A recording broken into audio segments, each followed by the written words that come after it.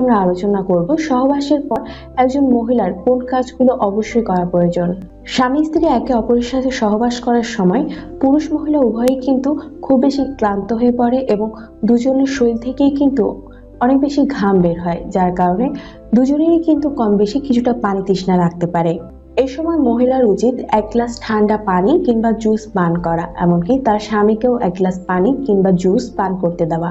সব থেকে ভালো হয় মিলন শুরু করার পূর্বেই যদি আপনি আপনার শোবার ঘরে 1 জগ পানি এবং একটি গ্লাস রেখে দিতে পারেন, অথবা তাজা কোনো ফলের জুস করে নিতে পারেন, যাতে করে মিলন শেষে আপনারা দুজনেই এই ফলের জুস খেয়ে নিজেরা খুব সহজেই অল্প সময়ের মধ্যে সতেজ হয়ে উঠতে পারেন। মিলনের পর অনেক পুরুষ মহিলারাই নিজেদেরকে পরিষ্কার না করে ঘুমিয়ে পড়ে।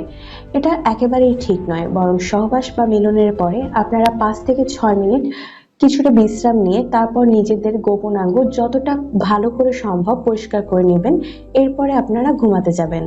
যেহেতু স্বামীর বীর্য সরাসরি মহিলাদের যৌনের ভেতরে পড়ে, তাই মিলন শেষে পুরুষের তুলনায় মহিলাদের তাদের যৌনাঙ্গ ভালো করে পরিষ্কার করাটা বেশি জরুরি।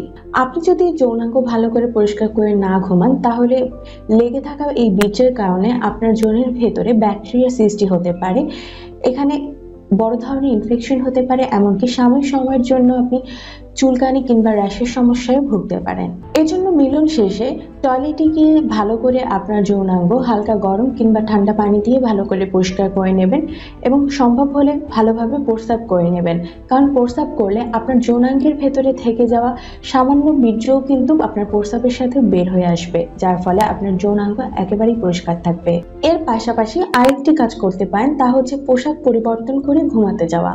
মিলনের সময় আপনার শরীরে যে পোশাক ছিল কিংবা আপনি যে ধরনের পায়জামা পরেছিলেন, এটা পরিবর্তন করে আপনার শরীর পরিষ্কার করে শুকিয়ে নিয়ে আপনি যদি অন্য কোনো পোশাক পরিধান করে ঘুমাতে যান, আপনি লক্ষ্য করবেন আপনার ঘুম অনেক ভালো এবং আরামদায়ক হবে।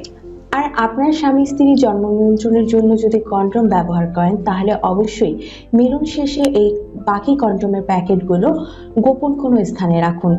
অনেকেই রয়েছে মিলন শেষে বাকি যে কন্ডোমগুলো রয়ে যায়, এই কন্ডোমের প্যাকেটগুলো বিছানার নিচে কিংবা তোশকের নিচে রেখে যায়, যেটা পরবর্তীতে বাচ্চাদের হাতে চলে আসে। এই ভুল কাজটি একেবারেই করবেন না। ঘরের যে কোনো ড্রয়ারে কিংবা আলমারিতে আপনি আপনার এই গোপন জিনিসটি রেখে দিন। দর্শক, একজন বিবাহিত দম্পতি তাদের নিজেদের শারীরিক চাহিদা পূরণের জন্য নিয়মিত যৌন মিলন করবে, এটাই স্বাভাবিক।